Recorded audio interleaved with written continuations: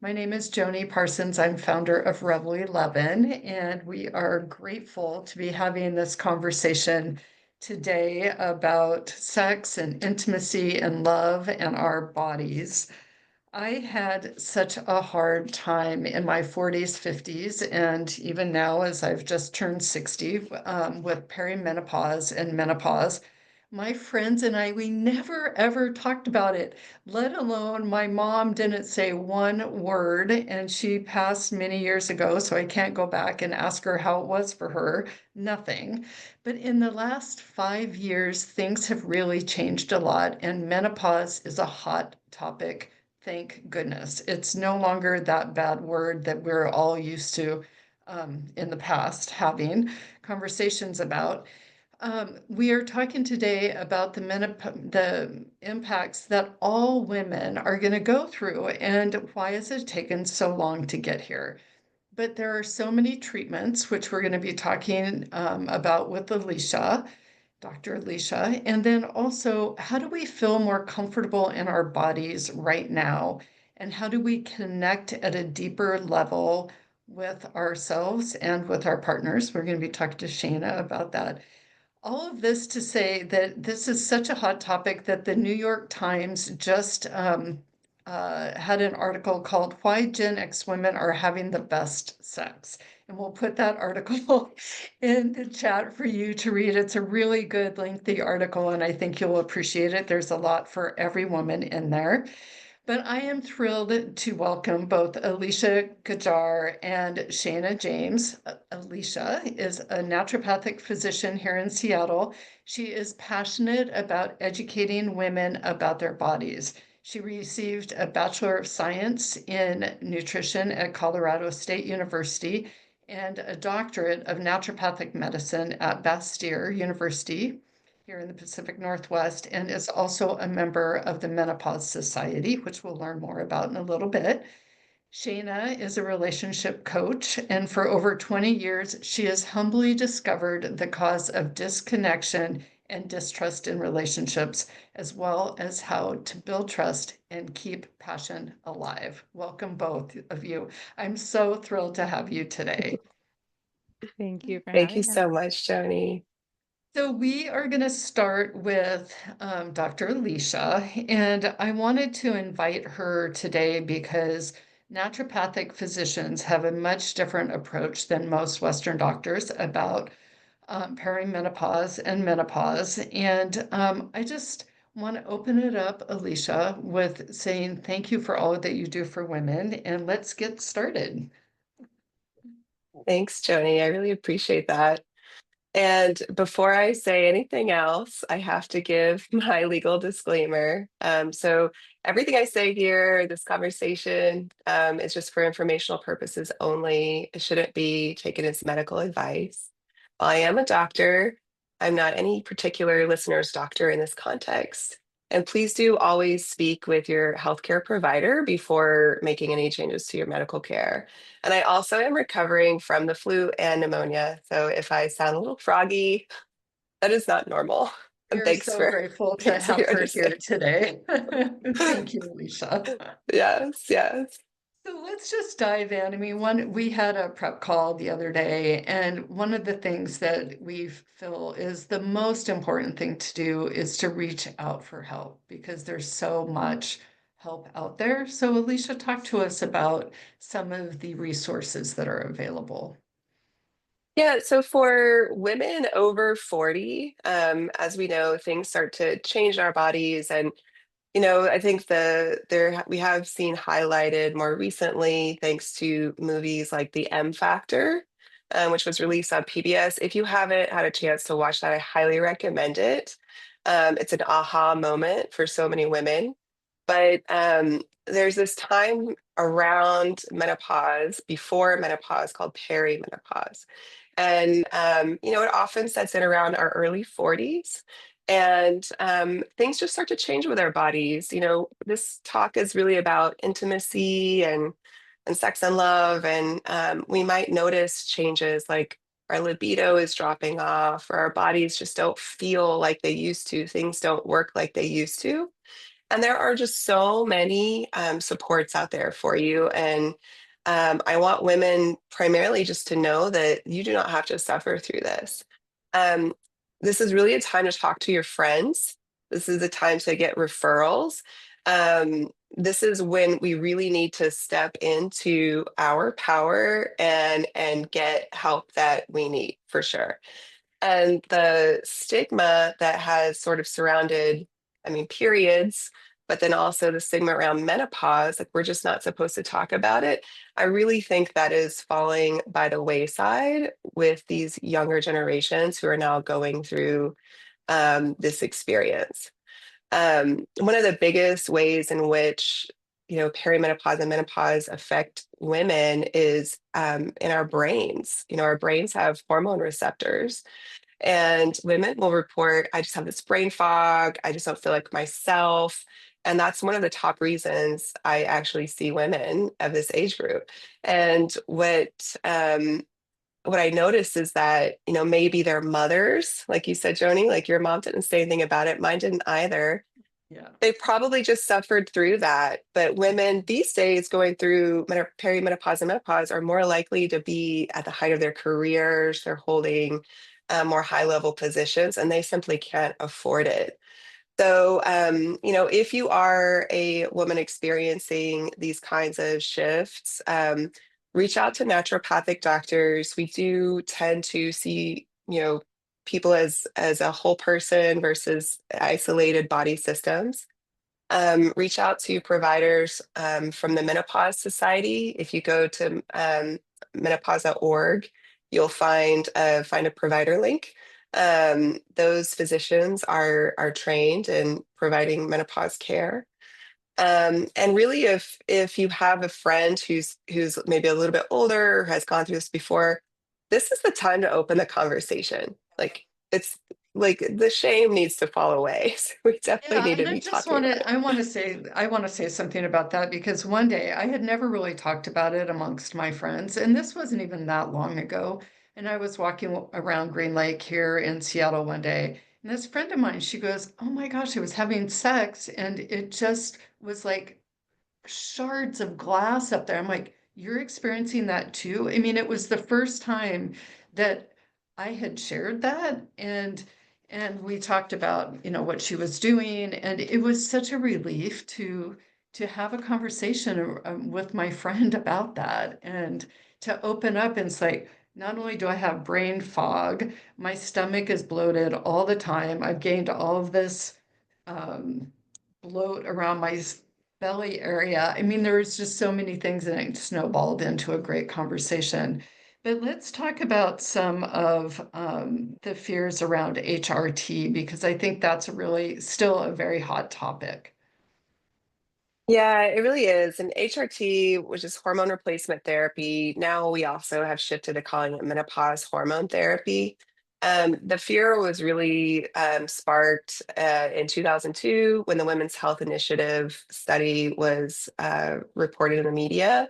It scared every provider and every patient to death about breast cancer. And it's really unfortunate because there's a whole generation of women who have not been able to receive this therapy that can really change your life. I just want to let women know that multiple reevaluations of the data have shown that the benefits for most women actually outweigh the risks. The data was heavily misinterpreted, and there were a number of problems with this study that we don't even have time to go into everything. But a few points to know is that one, the average age of the participants in the Women's Health Initiative were older than most women who actually come with problems. So those women were already older, much older than we typically start women on HRT. And a lot of them already had cardiovascular disease. So they were already at risk for an adverse event. Um, the forms of the hormones that were used in the study are simply not what we use today. They used Premarin, which is a conjugated equine estrogen. It's an oral pill. Um, we don't, I don't, we don't prescribe Premarin. very rarely these days. And the progestin that was used in the study was medroxyprogesterone acetate, which is a synthetic progestin that we don't use any longer. It's not recommended any longer. So now we tend to use bioidentical versions that are much closer to your natural physiology. We use 17 beta estradiol and we use micronized progesterone that are identical to what your body makes. And then third, we actually discovered from analysis of this data that the synthetic medroxyprogesterone acetate, the MPA, it was more of a culprit than the estrogen. So, estrogen got a lot of blame, but the group of participants who received estrogen alone actually had a lot of risk reduction, a slight reduction in invasive breast cancer, heart disease, stroke, colorectal cancer, osteoporotic fractures, and all-cause mortality. So it's actually quite safe for most for most women to take, and a knowledgeable practitioner will prescribe, the safest form possible at a dose that's appropriate. So you should at least be able to have the conversation, even if you decide it's not for you. That's totally fine. It's your choice. But you should have a provider who is willing to at least have the conversation with you and know that it's a safe option for you. Yeah, those pros and cons, you take that all in. I made the decision to be on HRT, and it did change my life, and Shana did too. But that's our experience. You should do your own research for sure. Definitely. Yeah, so let's talk about switching gears, low libido, which this is another thing that plagues us as women as we get older. Even in our 40s, we feel off and like, do I want to have sex? So talk to us about that and why does that happen, Alicia? Well, Seems like it's very there's so many cruel. reasons. It is. It's cruel because the kids have probably moved out. And now you have all this time. And, I've had patients who are like, my husband, the kids moved out. My husband's like, hey, we can have sex whenever we want. And she's like, wait a minute. It's been ages. And like, how does that even work anymore? And Shayna's going to have so much more to talk about when it comes to the relational aspect. But from a physiological standpoint, there are a lot of changes that are happening. And one of the things that's very commonly overlooked for women is low testosterone. And I diagnose this every day, low testosterone. It declines after your 20s. So it's a natural decline. It's a normal experience to naturally have it drop off. It doesn't fall off a cliff, like maybe progesterone or estrogen does, but it slowly declines. But with that decline, we see a reduction in libido, a lack of motivation and drive. You might have some muscle weakness, some fatigue, some brain fog, and women can experience a difficult time orgasming. Or when they do orgasm, it's not as good as it used to be. And that's really distressing. And it feels very unfair. So it's very easy to treat. We do a blood test. If it's low, we treat it. It's treated with a compounded cream or gel from a compounding pharmacy because in the United States, unfortunately, there's not a female preparation for testosterone. But it's a really common problem and it's easy to treat. Um, Other issues that I see, like, this is why I said earlier, women need to go get help, like see a provider. Other things can pop up as we age. Low thyroid function can affect your libido. Um, Poor sleep. If you're not sleeping, it's going to affect your libido. Low iron. I have seen iron really affect your libido. And so if you have a comprehensive conversation and a really thorough lab review, we can often find things that we can treat pretty easily that can improve the situation all around. And And Alicia, I just want to point out there, I mean, mhm, one of the things that I found and I appreciate so much about naturopathic medicine is that you you have your blood tested and you look at the results with your provider and you go through like what the numbers are and how are we going to, either boost them, reduce them. Like for instance, I have thyroid issues. I mean, all of the things that you're talking about, I'm dealing with low iron. And so that has impacted um, my life quite a bit. And I know that I can do something about it. So it's very educational to know that what you're reading on a piece of paper is your blood and that you are taking care of that for yourself, you and only you.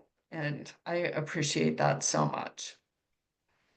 Yeah, it can really be eye-opening. And I would also say I've had a number of patients who have shown me the labs that they had drawn, and they've been told that for example, their testosterone is normal, um, but it's actually quite low. And I think a difference there is that functional medicine doctors and naturopathic doctors tend to look at optimal ranges. So we want to prevent illness. We don't just want to wait until something is way off before we treat it. And we tend to have tighter lab ranges, right? So like if you were told your iron is normal when your ferritin is like 15, that's at the very bottom of the normal range. But in naturopathic medicine, we often say your ferritin should be like 70 to 90. Um, It's a big difference. just a big difference. Yeah, the range is, typically is like 15 to 150, which is ridiculous. It's just like 70 to 90 is when women tend to feel best. So it's important to look at it through a lens of optimizing your wellness. Such great information. Okay, so let's talk about sleep. So in my 40s, I'm just going to give you another example. I thought I was doomed for the rest of my life with that 2 a.m. wake up call that happened over and over and over again, but I got help. And so let's talk about how we can sleep better.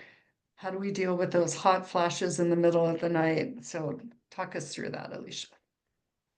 Yeah, so one of the earliest signs that I see for perimenopause, it happens usually long before women stop menstruating, is the morning or the middle of the night wake ups, 2 in the morning, midnight, 3 in the morning. That's usually because progesterone is declining. Progesterone declines before estrogen generally, and progesterone docks on GABA receptors. And so it helps you feel calm, it helps you relax, and it helps you sleep. It also, when it's low, can contribute to hot flashes. So some women, their estrogen is just fine, but their progesterone is low relative to their estrogen.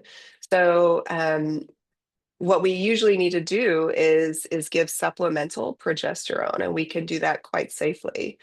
And sleep generally can become more complicated as we get older. I think, especially if we're stressed, if we have kids in the house, if we do have those high-powered careers, the stress of it all, we might not have the best sleep hygiene. So sleep hygiene still goes for this time too, right? Like you can't be on a screen right up until bedtime and expect to sleep through the night. You're going to disrupt your melatonin production. So all the usual things we do to make sure we sleep well are still important. But on top of that, you've got this hormonal issue going on. So I always recommend, one of the first things I give to women is progesterone, if they need it, if they're having sleep difficulties and they're in this perimenopause time. And then often I see a, a lot of benefit even just with magnesium, which is so simple. I will often recommend it as we're waiting for someone's labs to come back, and I will hear back, "Wow, that really does help. Like that worked really well for me." And I think women tend to be magnesium deficient, and so magnesium glycinate is the form that I really love to recommend when women need it, because it doesn't cause loose stools. Like you take too much mag citrate, and you will I know was going to ask you about that. it does not cause loose stools. So you could take magnesium glycinate. It's well tolerated by most people, and that can often help with sleep. There are some other herbs that are helpful too. I know I love magnolia and Threonine is another one. There are several herbs that, a qualified physician can help you sort of sort through. But magnesium is a simple one that's safe for most people. And then definitely like talk to your provider about, hey, is my progesterone low? Could I benefit from this? Great. Such good tips. So, as I mentioned, a lot of women go through pain during having sex. And, Alicia, you said here that 50% of postmenopausal women eventually develop symptoms of vaginal atrophy, dryness, pain with sex. And what are your recommendations?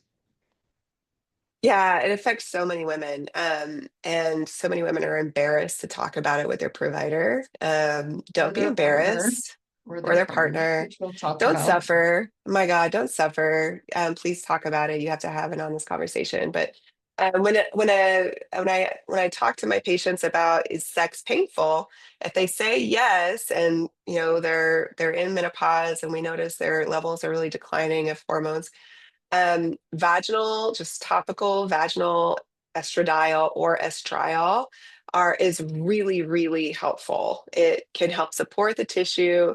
It keeps it supple. It prevents it from being so dry and what we would call friable, where it's the tissue is so fragile that insertion of anything is going to tear the tissue. That hurts.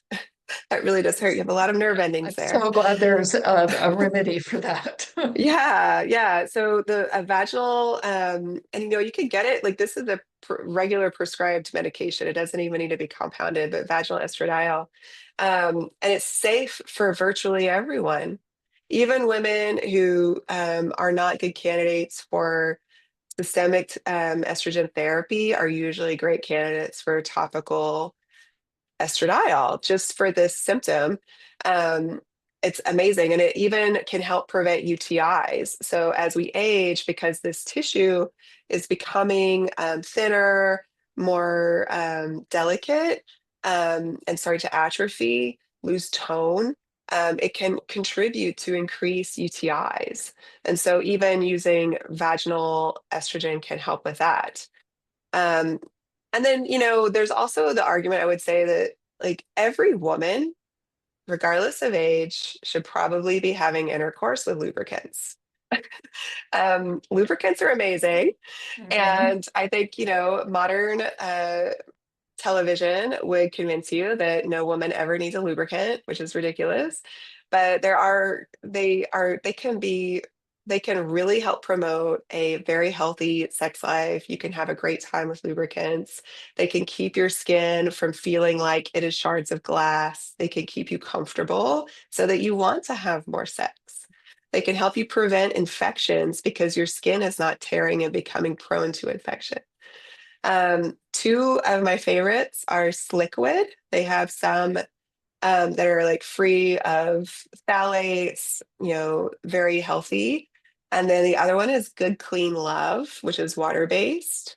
They're both widely available. And I would say just with any lubricant you might consider, just make sure that it doesn't have any sort of fragrance, because those are just going to be chemicals that are not good for you.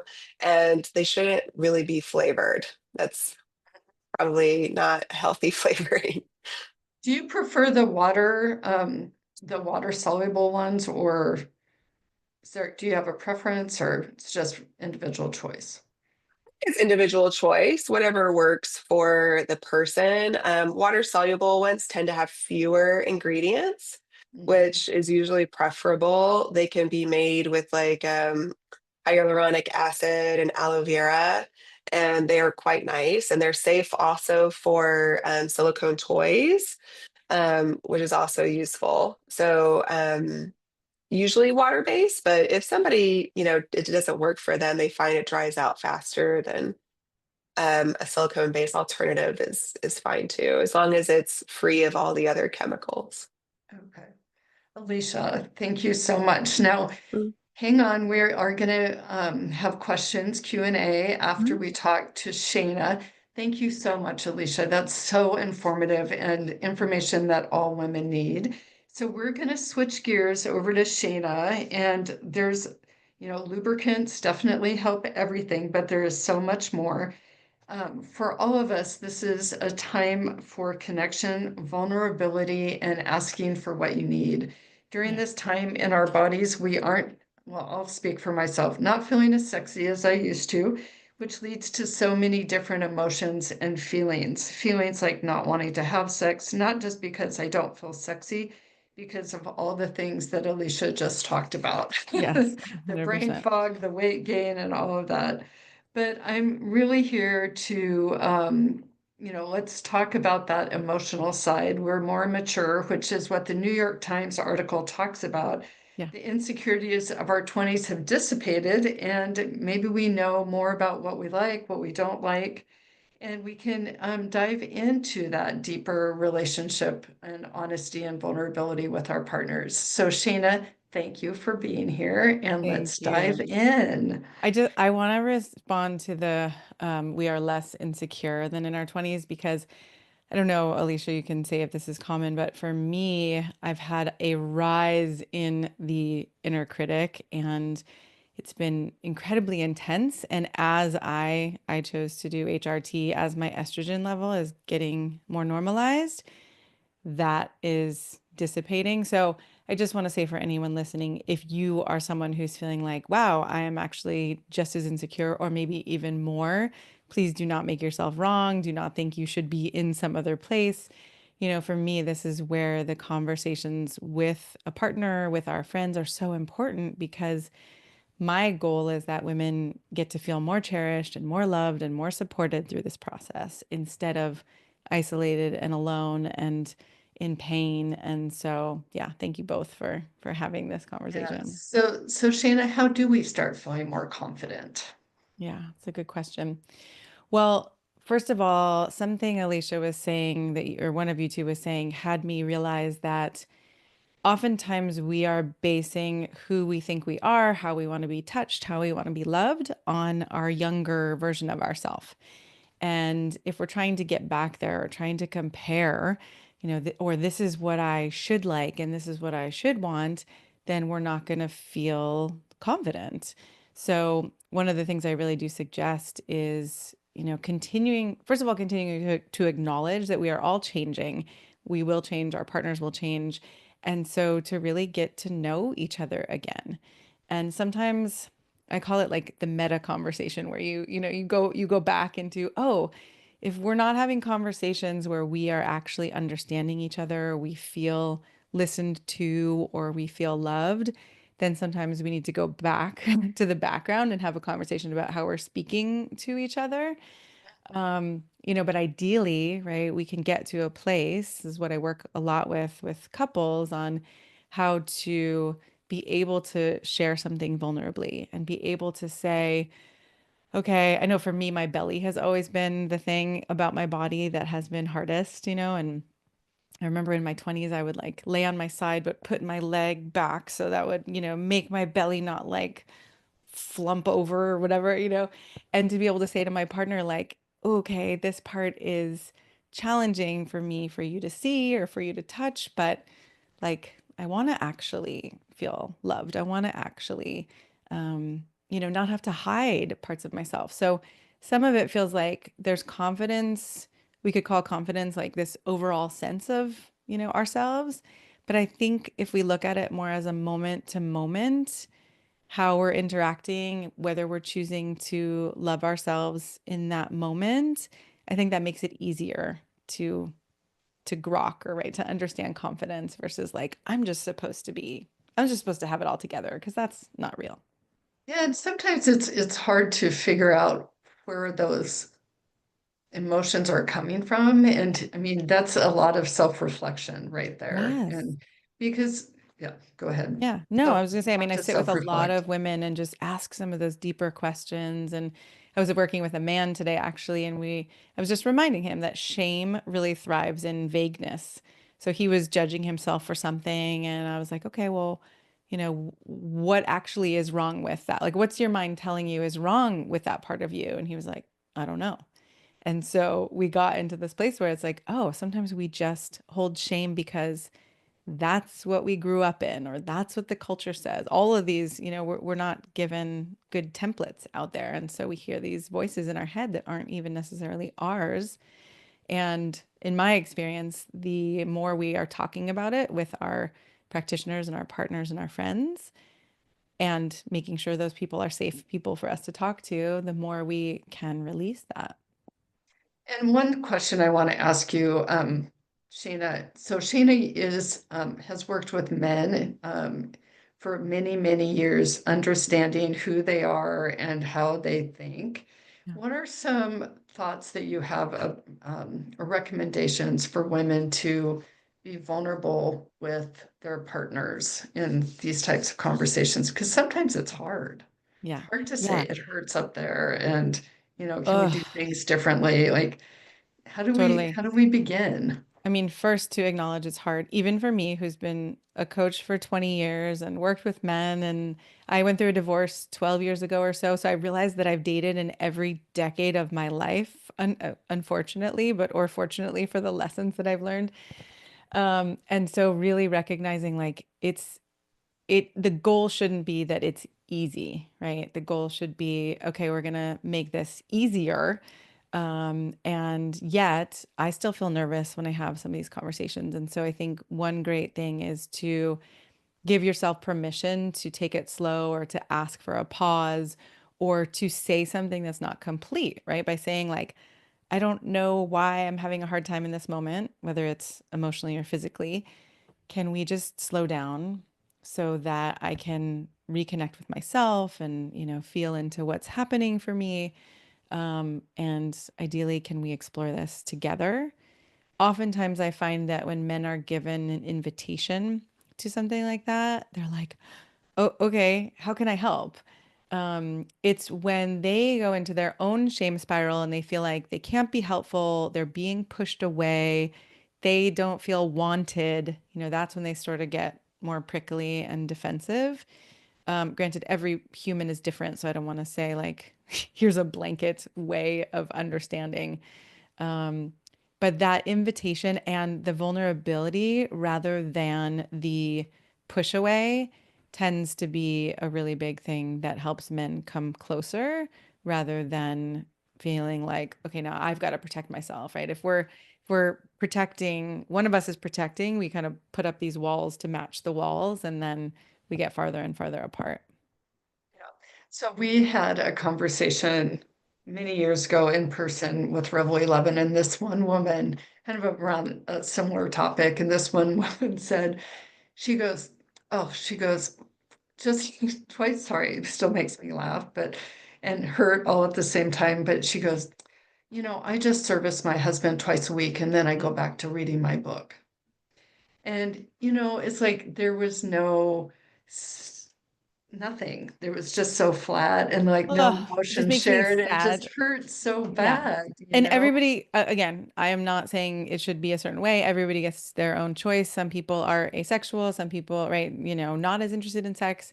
Um, but there's a part of me that I know women can feel cherished, and I know women can be attuned to in like an exquisite way where their pleasure is, the center of everything. And, a man gets to feel his pleasure, of course, too. And that can be the center at times. But I feel often like women who that is the case have not really gotten to experience the kind of attention that I think all women deserve, or had the kind of pleasure. I mean, one of the things I also talk about in my book is expanding our definition of sex so that it's not just intercourse and it's not just genitals, and, that it can be energetic, it can be emotional, it can be sensual in so many different ways.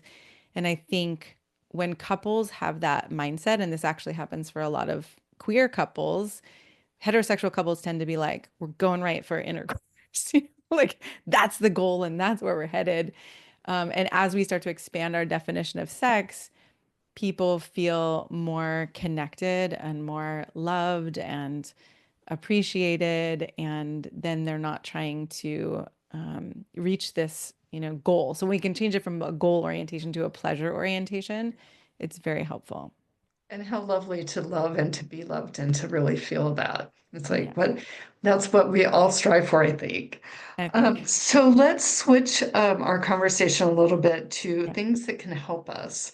And one app that I've just been turned on to, haven't tried it yet, just I Yeah. want to be transparent about that, but it's called Oh My God, Yes. Nice. So there's, oh my God, yes, let's talk about toys. We've talked about lube and other ideas. Shana, what do you have to share? Yeah. I also just joined an app maybe a month ago or so with my partner called Paired.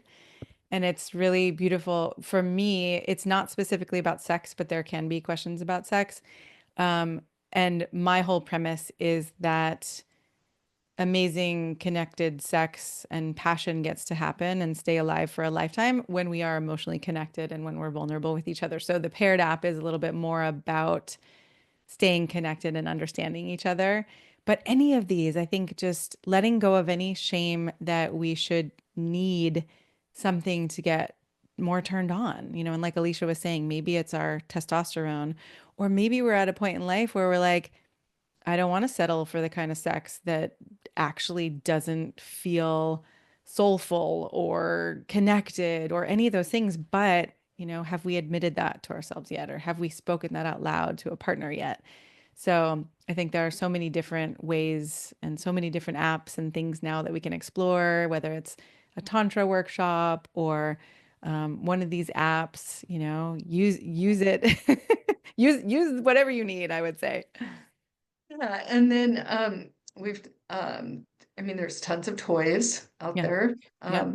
All sorts. I mean a friend just bought another one of our friends who just got married, this crazy, I don't even know what it was. Maybe I'll put it in the email that I Yeah. send I out. love that. But I'm like, oh, that's interesting. I've never seen anything like that. So, you can explore that there's a Yes. whole bunch of opportunities there. So talk a I little bit was just about thinking, I met toys. a woman at a clothing swap recently and we got to talking and she was a doctor and she's just been divorced and she was like, I've been wanting to go find some toys and I feel nervous. And I was like, oh, let's go for lunch. I'll take you. Like, we'll go to the store. So, it was just this funny thing where that might not happen to most people. But I was like, okay, if I'm comfortable with this and she's not, then, Yeah, let's use that to our absolutely. advantage. I mean, okay, so let's be real. I mean, Yeah. that we have a place here in Seattle called Babes in Toyland. Nice. And I've gone in there with my partner, and every once in a while I'm like, "Ah, I hope I don't see anybody here." But why? I mean, Right. everybody, like if Why? that person's there, they're enjoying it just as much as the next person. So Exactly. yeah, put Exactly. that And we shame all away and should. It's just just, yeah, so sad yeah. that it's been taboo. And they're so helpful. And it's like, what do you need? And it's like, oh, I have to talk about sex. It's okay. Yeah. So, Even just their sex positive attitude, like going in there yeah. just to feel how there is no shame in there is really powerful. Yeah. Yeah. So, dress for success and date night. I don't know Dress for Success. Is that another app? No, I was just saying, I mean, just dressing up Oh, and yeah. or getting some lingerie Yeah. or whatever it takes to feel more sexy and Yeah. And if comfortable in lingerie our is not your bodies. thing, then, Yeah. whatever is, right? I think that's the thing too, is to know that you get to do your unique thing instead of thinking it should look a certain way. I was thinking about date nights and thinking about how a lot of date nights are planned like, let's go to the movies or let's do this or let's do that. And I think the suggestion I have is to have a deeper consideration of like, how do I want to feel? Do I want to feel adventurous? Is that what's going to have me feel turned on and close to my partner? Do I want some kind of creative influx, like music or poetry, or like, do I want to tap into that? Do I want to feel more held and, cherished? Like, so for me, date night and with my partner, it's not just about sex. It's about how would we feel most connected? And we actually, for anyone who hasn't done this, Betty Martin is an incredible, I think she's a sex coach. I don't know what her exact title is, but she has something called the 3 minute game. And the 3 minute game, you are touching and being touched.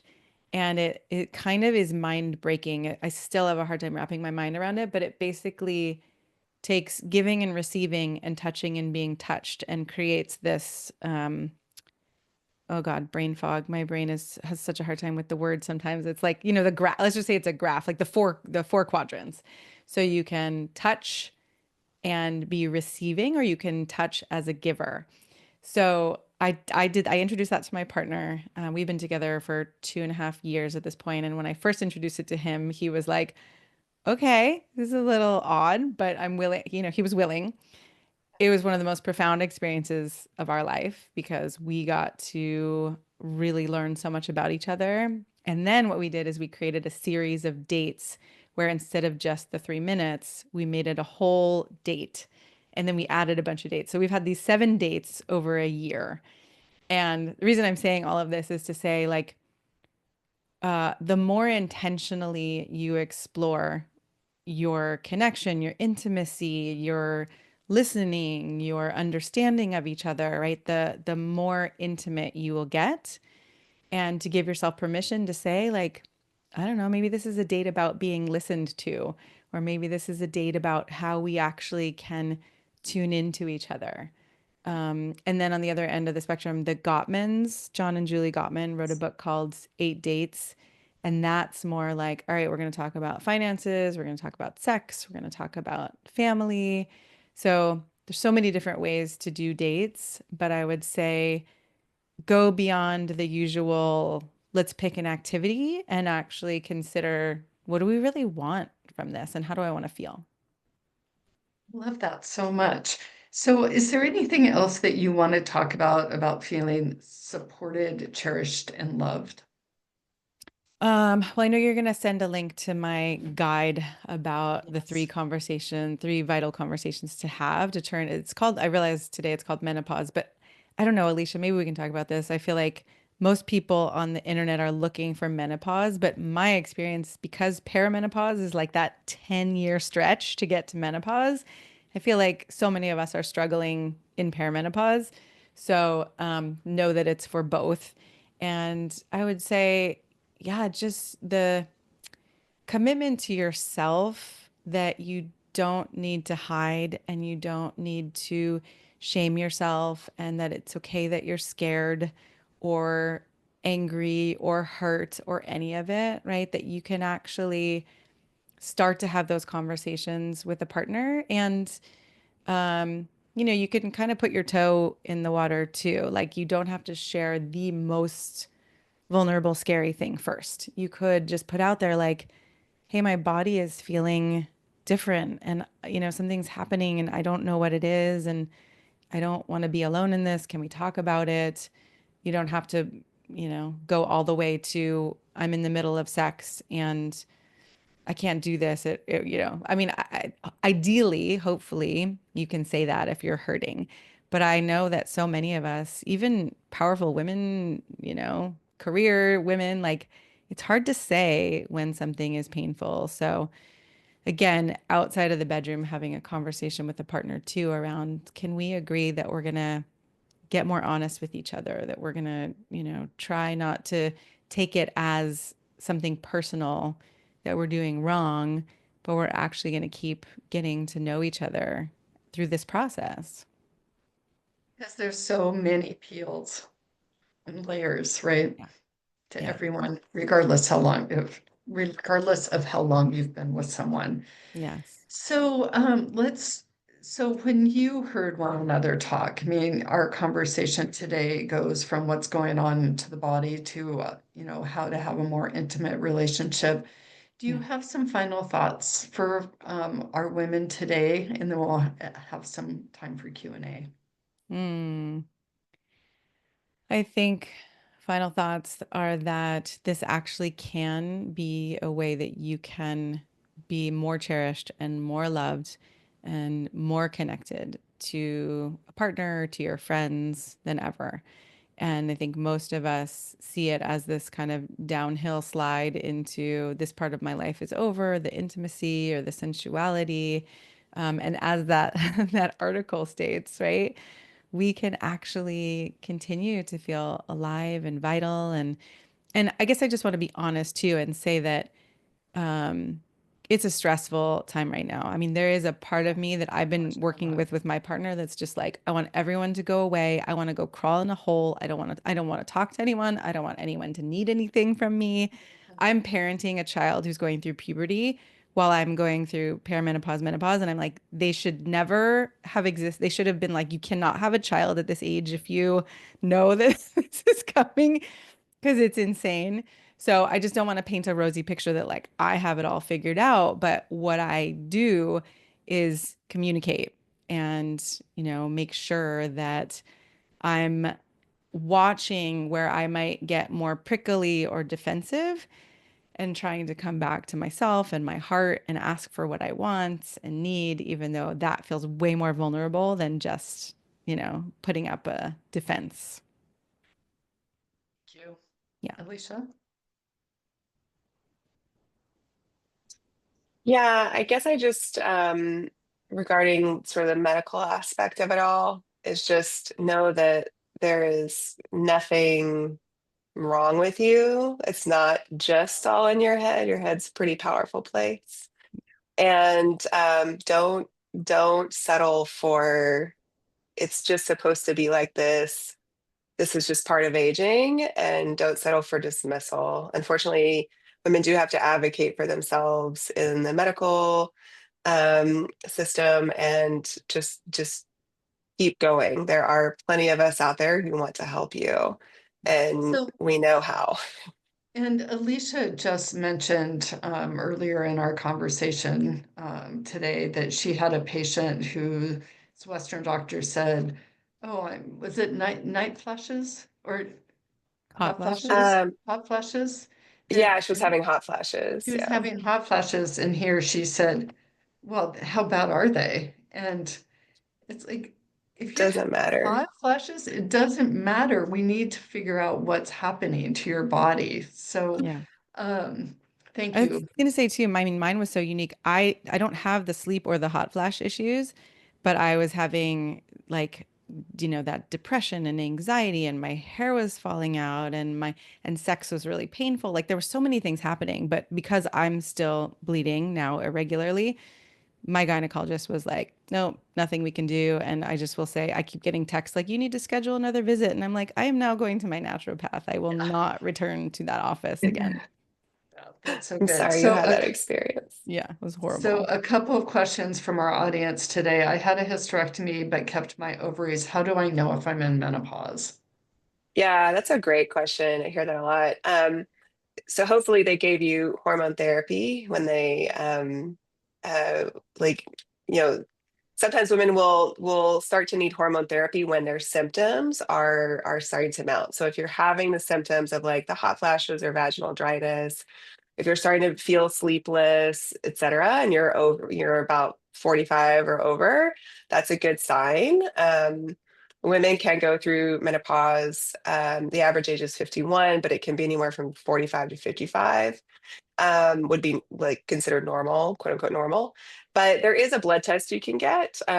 We would look at your follicular stimulating hormone, and if it's high, over about 25 is the level, then we would know that you're probably in menopause.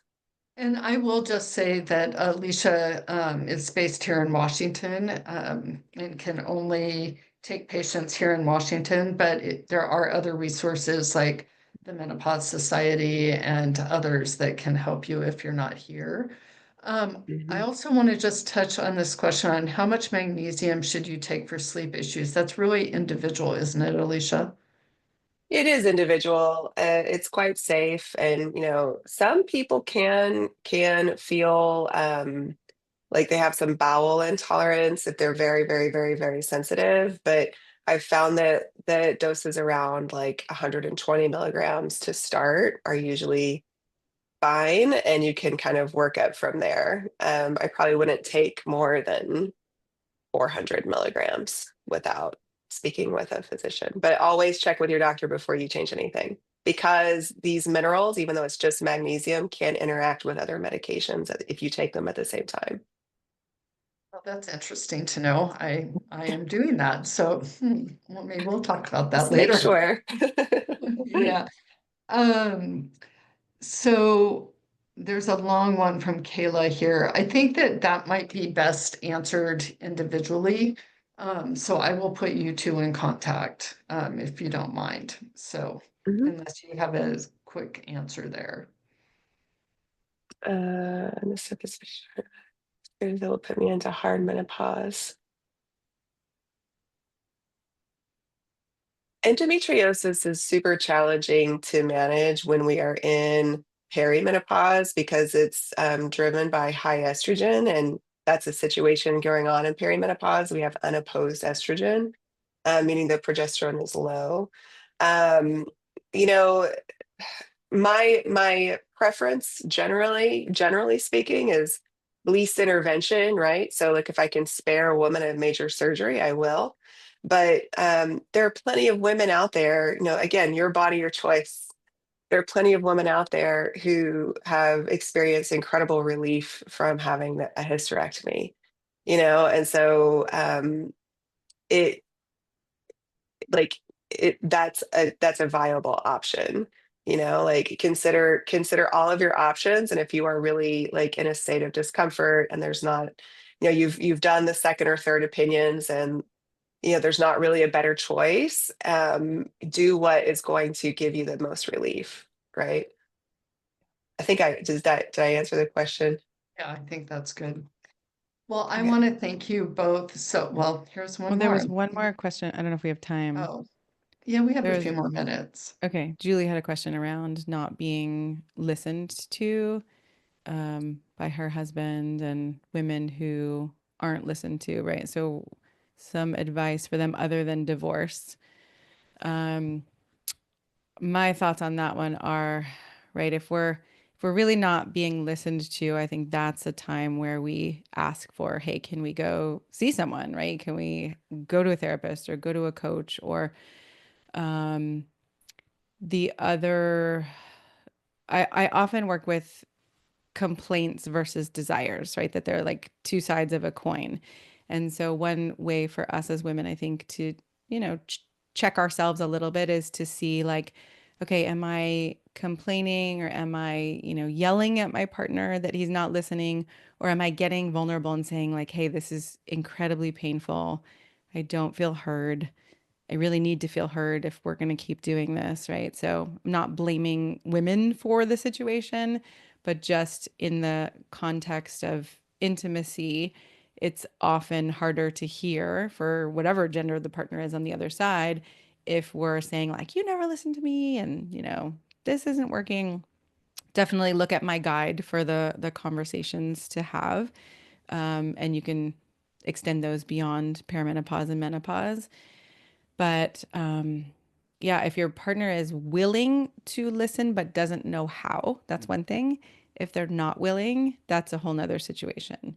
And so if somebody says, like, I'm not willing to go to therapy, I'm not willing to get any help with this, I'm not willing to hear your side of the story, then I think it's a question of, right, is this the person I want to be with?